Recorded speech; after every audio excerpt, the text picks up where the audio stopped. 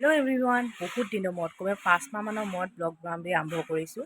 কেলৈ জানো ব্লগ বনোৱা মনে নথকা হৈ থাকিলে, জ'চো নাই, কিন্তু আজি পুৰা জ'চত আৰম্ভ কৰিছোঁ ব্লগ বনাম বুলি। আজি হৈছে দেওবাৰ, আজিৰ দিনটোত কি কৰোঁ চাওঁ। এতিয়া খাই বৈ ল'লোঁ ভালকৈ। এতিয়া যাওঁ ফাৰ্ষ্টে, মোৰ এটা টিউশ্যন আছে, আৰ্টৰ টিউশ্যন।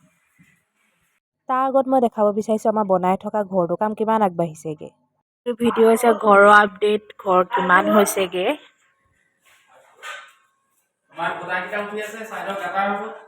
এইটো আজি ষ্টেৰিং লগাইছে, কিটচেনটো হৈছেগৈ আৰু আধা পটিং কাটি আছে।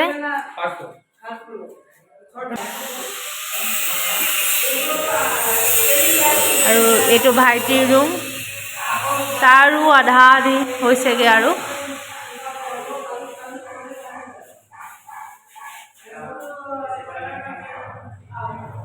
আমাৰ এইফালে এটা বহুত ডাঙৰকৈ ষ্ট'ৰ ৰুম বনোৱা হৈছে। ষ্ট'ৰ ৰুমটো মানে যিমান যি বস্তু আছে চব সোমাই যাব ইয়াতে। আৰু এইটো হৈছে ওপৰৰ চটৰ ডিজাইন। ধুনীয়াকৈ ৰ'দ পৰি আছে, দেখিছে? ৰাতিপুৱাৰ পৰা ৰাতিলৈকে ইয়াত ৰ'দ পৰি থাকিব।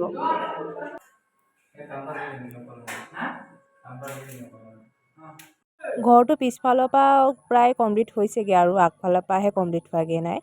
এইটো দেখিছেনে? এইটো পিছফালৰ পৰা কেনেকুৱা দেখাইছে। সেইটো আমাৰ ষ্ট'ৰ ৰুম বুলি কৈছোঁ যে, সেইটো ইমান ডাঙৰ হ'ব ষ্ট'ৰ ৰুমটো। তলত এইটো বাথৰুম হৈছে। তাৰপিছত আৰু এইটো ভাইটিৰ ৰুম আৰু মোৰ ৰুম। দেখোঁতে ধৰিব পাৰিছে। বহুতে মোৰ ভিডিঅ' দেখি সুধি আছে ঘৰৰ কাম কিমান আগবাঢ়িছে, চাই লওক আৰু দেই। ইমানেই আগবাঢ়িছে আৰু হোৱাগৈ নাই। আৰু ইয়াৰ পানী যাবলৈ এতিয়া এই তলফালে নলা ব্যৱস্থা কৰি দিয়া হৈছে। এই আহি পালোঁ টিউশ্যনত, যিহেতু মাদাৰ্ছ ডে আছিলে, চখ তাইৰ ভাগৰ ক্ৰিয়েটিভিটি। Happy mother's day. अच्छा लगा। ये हो गया आर्ट और ये हो गया आर्टिस्ट।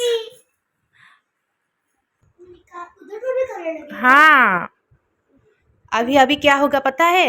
प्रेस। आप करो, आप करो, प्रेस करो। এতিয়া আজি মাদাৰ্ছ ডে বুলি চবে happy mothers day card, gift, happy mothers day ধুনীয়াকৈ বনালে। এতিয়া মাকক দিব আৰু গোটেই ৰুম বেয়া, বেলুন চেলুন ফুলাই। ঘৰ আহি খাই বৈ এতিয়া ধুনীয়াকৈ মেখেলা চাদৰ পিন্ধি ওলাইছোঁ এটা অনুষ্ঠানলৈ, যিটো হৈছে ৰূপম কলা কেন্দ্ৰৰ 17th ফাউণ্ডেশ্যন ডে'। সেইটো হৈছিল শিৱসাগৰ টাউনতে থকা পদ্মা বিয়া ভৱনত, মিউনিচিপালিটি অফিচৰ ওচৰত। এয়া বন্তি প্ৰজ্বলনৰ কাৰ্যসূচীৰ পৰা অনুষ্ঠান আগবাঢ়িল। শত্ৰু বুদ্ধি বিনাশায় দীপং জ্যোতি নমস্তুতে।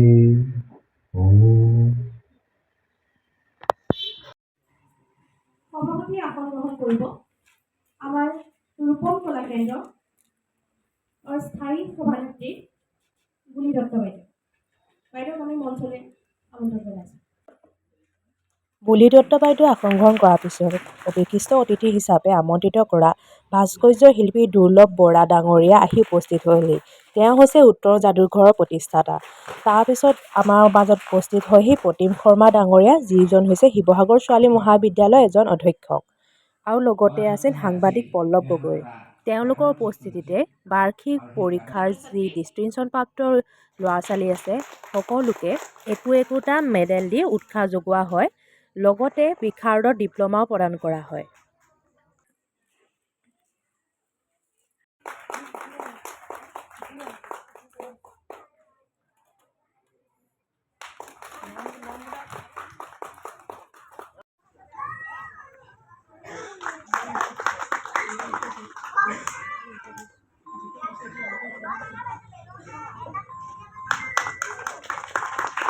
ধন্যবাদ।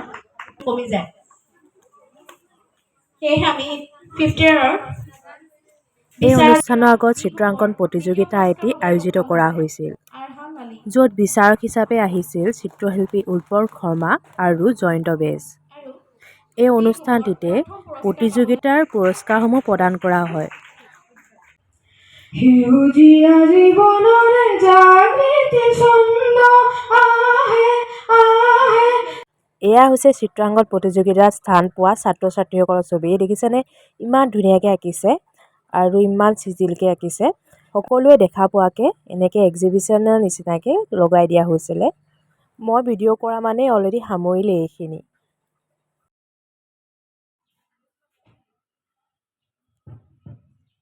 বহুত ভাল বস্তু এটা পাইছোঁ। 2012 চনৰ পৰা আৰ্ট শিকাই আছোঁ। আজি এই ইমানখিনি কষ্ট যে সাৰ্থক হৈছে। মই পাইছোঁ বেষ্ট টিচাৰ এৱাৰ্ড।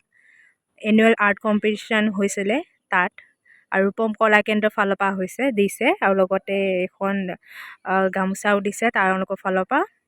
মই আজি বহুত সুখী আজিৰ দিনটোত দেই।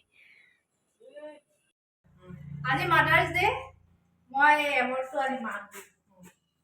গামোচা আৰু এয়া award, best mother award. Best मादार अवार्ड महिमा कलिता। कैसा लग रहा है बोलिए? अच्छा लग रहा है। अच्छा लग रहा है। अच्छा लग रहा है। এতিয়া আছিল আমাৰ এটা প্লেনৰ মতে আমি 4জনী লগ হ'লোঁ আজি। তাৰপৰা গ'লোঁ আমি খাবলৈ। এয়া দেখিছে দে, আমাৰ খোৱা পৰ্ব আৰম্ভ হ'ল। অলপো টেষ্টি নাছিলে, আপোনালোকে কোনেও লোভ নলগাব দেই।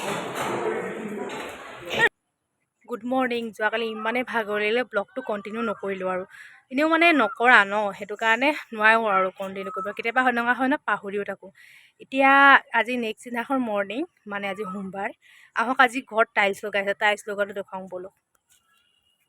এইটো হৈছে মোৰ হ'বলগীয়া ৰুম, আৰু এই ৰুমটোৰ পৰা আৰম্ভ কৰিছোঁ দেই টাইলছ লগাবলৈ। এইটো আমাৰ লাডু। আমাৰ লাডু বেয়া দিন আহিছে, তাৰ নোমবোৰ বহুত দীঘল, বহুত নুমালি। এইয়া দেখিছে নহয়, আৰু গৰমত ই থাকিব নোৱাৰে।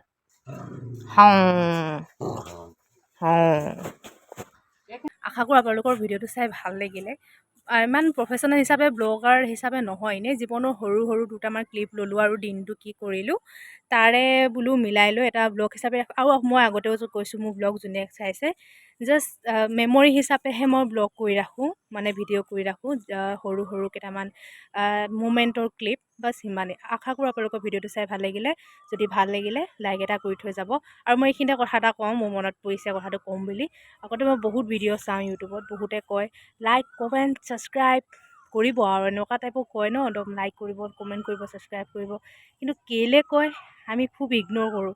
এতিয়া নিজৰ এটা চেনেল আছে ন, চেনেলটো এতিয়া মইতো ইমান কষ্ট নকৰোঁ বাৰু, কিন্তু মই মোৰ ফালৰ পৰা কোৱা নাই, মই বাকী সকলো ফালৰ পৰা কৈছোঁ, চবৰ ফালৰ পৰা কৈছোঁ। যোনে সঁচাকৈ ভাল ভাল কণ্টেণ্ট আনে, বহুত কষ্ট কৰে এটা এটা ভিডিঅ'ক লৈ, সিহঁতক সঁচাকৈ লাইক এটা বা কমেণ্ট এটা কৰি থৈ যাব। মানে একো নহ'লেও লাইক এটা কৰি থৈ যাব, কাৰণ এটা ভিডিঅ' বনোৱাত বহুত কষ্ট হয়। যিটো মই এতিয়া বৰ্তমান ভিডিঅ' শ্বুটিং কৰি বা ভিডিঅ' কৰিহে মই গম পাইছোঁ যে সঁচাকৈ বহুত কষ্ট হয়। আজিলৈ ইমানেই। আশা কৰোঁ আপোনালোকৰ ভাল লাগিলে। আকৌ অহা ব্লগত লগ পাই আছোঁ। Bye bye.